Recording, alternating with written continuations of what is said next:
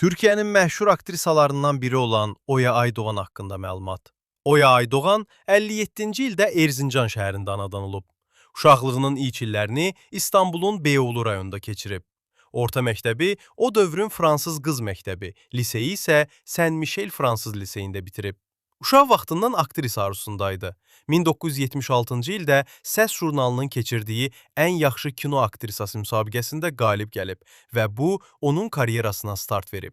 Həmin il ilk böyük rolunu Cüneyt Arkınla birlikdə Deri Şahin filmində alıb. 1970-80-ci illərdə Yeşilçamın ən məşhur filmlərində rol alıb. Ən tanınmışları Neşeli Günlər, 100 numaralı adam filmləri ilə daha çox məşhur olur. Ferdi Tayfur, Orhan Gencebay, Müslüm Gürses, Kadir İnanır, Cüneyt Arkın, İbrahim Tatlıses kimi ulduzlarla başrollarda oynayıb.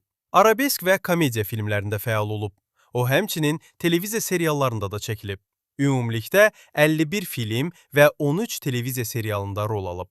Aktrisa 2015-ci ildə karyerasını başa vurub.